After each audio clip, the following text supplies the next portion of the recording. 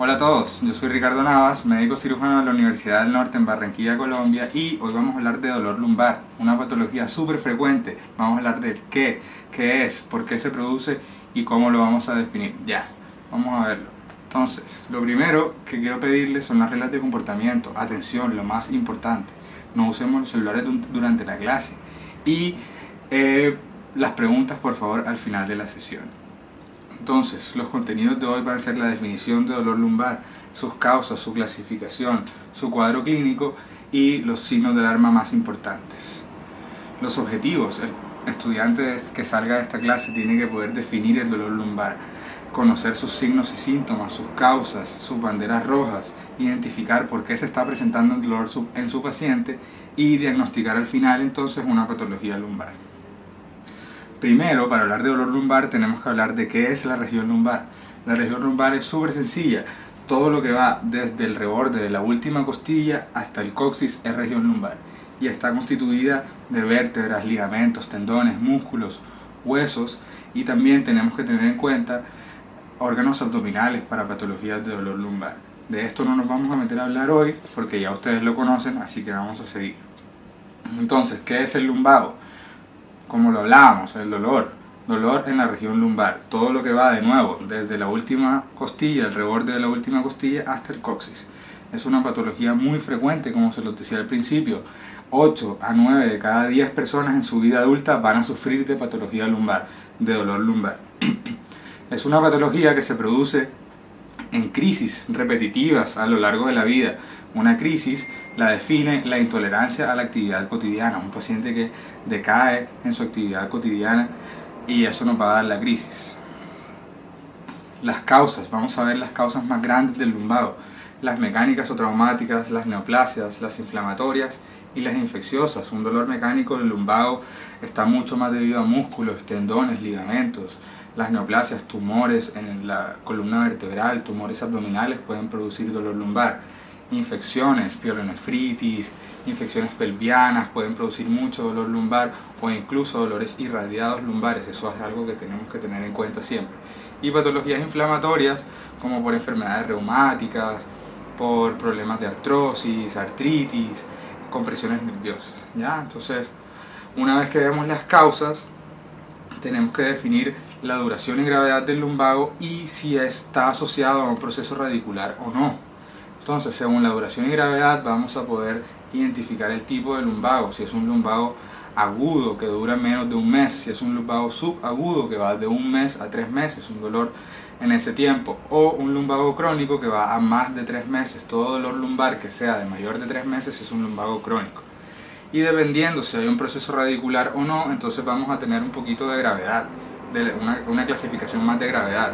Un paciente sin radiculopatía está mucho mejor que un paciente con claudicación neurógena.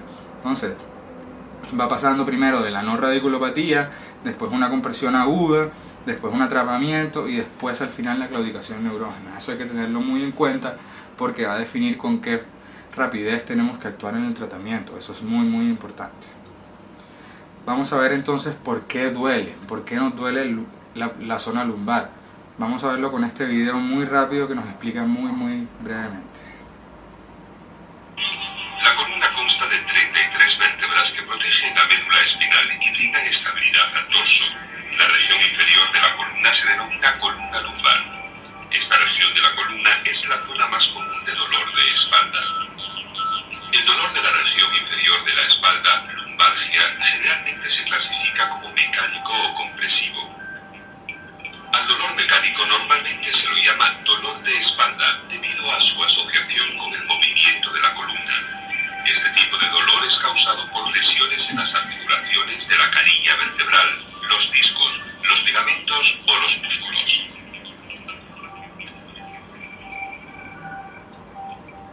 El dolor compresivo es la irritación o presión sobre los nervios, posiblemente debido a una protrusión o hernia del disco.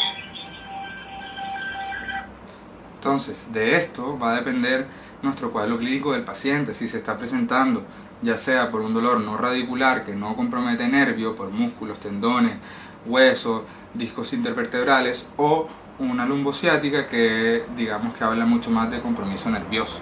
Entonces, en un cuadro no radicular, el paciente generalmente va a tener un dolor irradiado al muslo, pero siempre sobre la rodilla. Es un dolor que te dice, no, doctora, es que a mí me duele cuando muevo la pierna un poco, me duele hasta la rodilla, desde la cadera hasta la rodilla.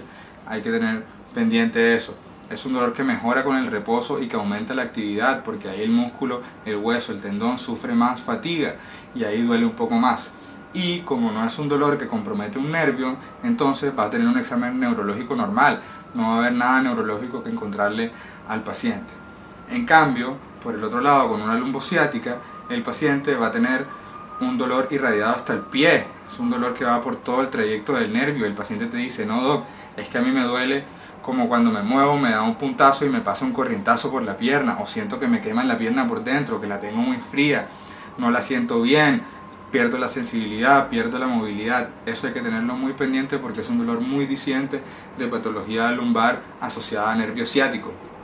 Y además, un examen neurológico anormal, va a tener arreflexia, va a tener hipoestesia, va a tener dolor facetario y va a tener siempre signo de la SEC positivo. Hay que tener en consideración eso, explorar este signo.